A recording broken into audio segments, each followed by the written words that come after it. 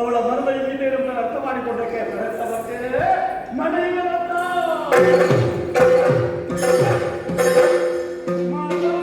ಶ್ಯಾಮದ ಶಾಲಿನಿ ಕುರಿಯ ಗಜಾಕ್ಷಂ ಕಲ್ಯಾಣಿ ಕದಂಬ ವನವಾಸಿನಿ ಭಕ್ತೇ ನೀನೇ ನನಗೆ ಅಮ್ಮ ನೀನೇ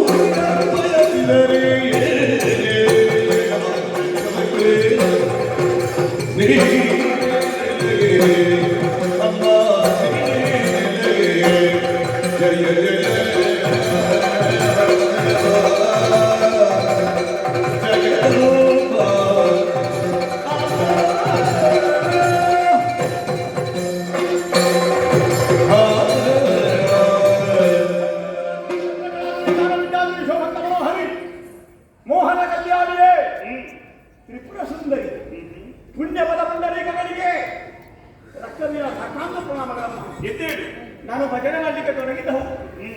ನಾನು ಯಾವತ್ತೂ ಮಾಡ್ತೇನೆ ಭಜನೆ. ಅದು ನಗರ ಭಜನೆ. ಸರಿ, ಇದು ನಗರ ಭಜನೆ ಅಲ್ಲ, ವನ ಭಜನೆ. ಅಲ್ಲಿ ಕಾಮನೆಗಳಿಲ್ಲ ತಾಯಿ. ಮತ್ತೆ ಅಲ್ಲಿ ಇಲ್ಲೊಂದು ಕಾಮನೆ ಉಂಟು ನನಗೆ. ಏನದು? ನನಗಾಗಿಲ್ಲ, ಮತ್ತೆ ನನ್ನ ದೊರೆಯಾದಂತಹ ಶುಭನಿಗಾಗಿ. ಏನದು? ಆತ ನೀನನ್ನು ಬಯಸಿದ. ಅದು ಹೇಳಕ್ಕಾಗಿ ಬಹಳ ಮಂದಿಗಳು ಬಂದು ಒಬ್ಬೊಬ್ಬರಿಗೆ ಒಂದೊಬ್ಬರಿಗೆ ಉತ್ತರ ಕೊಟ್ಟಂತೆ ನನ್ನಲ್ಲಿ ಮಾತ್ರ ಆ ರೀತಿ ಉತ್ತರ ಹೇಳಬಾರದು. ನೋಡು, ಶುಂಭನಾಗಲಿ ಅವರ ತಮ್ಮಲ್ಲಿ ಶುಂಭನಾಗಲಿ ಶಂಭುವೇ ಬರಲಿಕ್ಕೆ ಕಾಲಕ್ಕೆ ಅಂತ ಹೇಳಿದಂತೆ. ಯಾಕಮ್ಮ ಶಂಭುವನ್ನು ಸರಿ, ಶಂಭುವೇ ದುರಕ್ಕಣಿಯಾದಂತಾನೆ. ಅವನ ಶೂಲವನ್ನು ಸಹ ಅವನ ಮೇಲೆ ಪ್ರಯೋಗಿಸುವಂತಹ ಸಾಮರ್ಥ್ಯವುಳ್ಳ ಸಾಧಕನಿದ್ದಾರೆ ಶುಂಭಾಸುರ. ಕೃತಿ ಮೂಲಕ ಬಳೆಯಲಾಗಿ ಗರ್ಭಗಳ ಆಧಾರ ಸ್ತಂಭವಾಗಿ ಕುಂಬಿಳಿಯ ಪ್ರತ್ಯಕ್ಷ ಗಂಡುವಾಗಿ ವಜ್ರ ಸ್ತಂಭದಂತೆ ಬರೀತಾ ಇದ್ದ ನಮ್ಮ ಗಂಡುಗಲಿ ಶುಂಭ. ಗಂಡೆಂದರೆ ಅವನೇ, ಹೆಣ್ಣೆಂದರೆ ನೀನೇ. ನೀನು ಮೂರು ಲೋಕದ ಒಡಕ್ಕೆ, ಅವನು ಮೂರು ಲೋಕದ ಒಡೆ. ಸರಿ, ಉಭಯರು ಒಟ್ಟಾಗಿಟ್ಟುಕೊಂಡು ಭಕ್ತರಾದ ಶರಣರಾದವನ್ನು ಹರಸಿದ್ದಾನೆ. ನಾವು ಉನ್ನತಿಯನ್ನು ಉತ್ಕರ್ಷನ್ನು ಬಹಳ ಬೇಗನೆ ಹುಡುಕಕ್ಕೆ ಸಾಧ್ಯವಿದೆ. ನಿನ್ನ ಹಂಬಲಿಕೆಯಲ್ಲಿ ಕಾಲ ಕಳಿತಿರುವಂತಹ ಶುಂಭನ ಸಾನ್ನಿಧ್ಯವನ್ನು ಹೇಳಿ ಹೀಗೆಂದು ಭರವಸೆಯನ್ನು ಆಯ್ತು ಒಂದೊಂದರ ಸಮೇತನಾಗಿ ಬಂದಿದ್ದೇನೆ. ಸರಿ, ನಿನಗೆ ಬಂಗಾರದ ಪಲ್ಲಕ್ಕೆ ಆಗಬೇಕು ಅಂತ ಬಂಗಾರದ ತಂದದ್ದು ನಾನು. ನೀನದರಲ್ಲಿ ಕುಡಿತೆ ಅಂತಾದ್ರೆ ಅದರ ಹಿಡಿಕೆಗೆ ಹೆಗಲು ನೀಡಿ ಸಂಭ್ರಮದಿಂದ ಸೋಂಟಾಪಕ್ಕೆ ನಾನು ಕೊಂಡು ಹೋಗುವಲ್ಲಿದ್ದೇನೆ. ಬಾರಿ ಸೋಮಣ್ಣ ಮುದ್ದನ್ನು ಬದಿಗಿರಿಸು, ಕೈಯಲ್ಲಿ ವರ್ಣಮಾಲಿಕೆಯನ್ನು ಗಡಿಸು, ಶುಂಭನ ತೊಡಗಿಕ್ಕಿ ವರಿಸು, ನಮ್ಮಲ್ಲಿ ಸಂತೋಷವನ್ನು ಉಳಿಸು. ಒಲಿದು ಬಾ, ನಲಿದು ಬಾ, ನಮ್ಮಲ್ಲಿ ನೆಲೆಸು ಬಾ, ನಮ್ಮೆಲ್ಲರನ್ನು ಹರಸು ಬಾ. ಭಕ್ತಿಯ ಮಹಾಪುರವೇ ಹರಿಯುತ್ತಿದೆ. ಭಕ್ತಿವಾದಿಗೆ ಈಗ ಸಮಯ ಸಾಕಾಗುತ್ತಿಲ್ಲ. ನಿನ್ನನ್ನು ಹುಂಬನೆಂದು ಸ್ವಲ್ಪ ಸಮಯ ಮಾಡಿ ಕೊಡ್ತಾರೆ. ನಿನ್ನನ್ನು ಹುಂಬನೆನ್ನಲೇ ಪ್ರಾರ್ಥನೆನ್ನಲೇ ನಿನ್ನ ಭಕ್ತನಮ್ಮ ಹುಂಬನಾಗಲಿ ಕುಂಟೆ ಜಾನಿ ಆಗ್ಬೇಕು. ಮಲ್ಲಿಗೆ ಬಳಿ ಮಾಮರವನ್ನು ಹಬ್ಬಬೇಕೆ ಹೊರತು ಹೊಂಗಾರಿನ ಮರವನ್ನಲ್ಲವಲ್ಲ.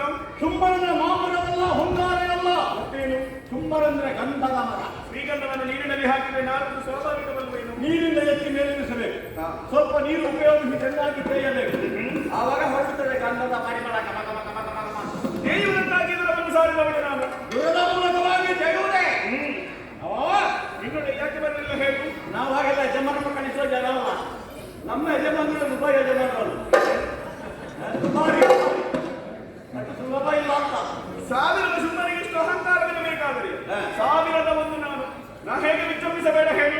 ನಮಗೆ ಸಾವಿರುವುದು ಬೇಡ, ಸಾವಿರದ ಒಂದು. ಅದು ನೀವು ತನ್ನ ಸಾನ್ನಿಧ್ಯ ಸೇರಿಲ್ಲ. ಎಷ್ಟಾದರೂ ಅವನ ಪ್ರತಿಷ್ಠೆನಲ್ವೇನು? ಯಾರು ಹೇಳಿದ್ದು? ಮತ್ತೆ ಶುಂಭನ ಬದುಕಿದ್ರೆ ಬಣ್ಣ ಬಣ್ಣದ ಬದುಕಮ್ಮ. ಅವನ ಜೀವನ ಹೇಗೆ ಪರಾಕ್ರಮದಲ್ಲಿ ನೋಡಿದ್ರೆ ಪರಮೇಶ್ವರನು ಸೋಲಿಸಬಲ್ಲ, ರೂಪದಲ್ಲಿ ಮನುಮತ ಸದೃಶ. ಆಮೇಲೆ ಸಾಧನೆ ಹೇಳುವುದು ಬೇಡ, ಮೂರು ಲೋಕದ ವಿಜಯ. ಸರಿ, ಬೀಜ ಅಮ್ಮ ಅಮ್ಮ ಹಸಿವು ಕೃಷಿ ನನ್ನಲ್ಲಿ ಅಧಿಕವಾಗಿದೆ. ನಿನಗೇನು ಬೇಕು ಕೇಳು. ಏನಿದೆ? ದೇವಲೋಕದ ಕಲ್ಪವೃಕ್ಷದ ಫಲ ಬೇಕೆ, ಕಾಮದೇವಿನ ಹಾಲು ಬೇಕೆ. ಕಾಮದೇವಿನ ಅನುಗ್ರಹಕಾರಗಳಾದಂತ ಅವಳ ಮಗಳು ನಂದಿನಿ ಇದ್ದಾಳೆ. ನಿನಗೆ ನಂದಿನಿ ಹಾಲು ಬೇಕು ಅಂತ ಕರೆಸಿಕೊಡು. ದೃಷ್ಟಿ ಶಕ್ತಿಯೇ ನನ್ನ ಹಸಿವು, ಶಿಷ್ಟ ಪರಿಪಾಲನೆಯೇ ನನ್ನ ಕೃಷಿ. ನೀನು ಆಗಲ್ಲ ಒಗಟಾಗಿ ಮಾತ್ರ ನನಗೆ ನಗರನ ಶುದ್ಧ ಇದ್ದವರಿಗೆ ಮಾತ್ರ ಕೃಷಿಗೊಳ್ಳುವುದಕ್ಕೆ ಸಾಧ್ಯವಾಗುತ್ತದೆ. ಒಕ್ಕ ನಿಜ. ತ್ರಿಕರಣದ ಬಗ್ಗೆ ಮಾತನಾಡುವುದು. ನಾನು ತ್ರಿಕರಣ ಪೂರ್ವಕವಾಗಿ ನಾನು ಬ್ರಹ್ಮನನ್ನು ಉಳಿಸಿಕೊಂಡವನು. ನಾನು ಶುದ್ಧ ಇದ್ದ ಕಾರಣವನ್ನು ನಮ್ಮದೇವರು ಕೊಲ್ಲಬೇಕಾದ. ಹೌದೇ?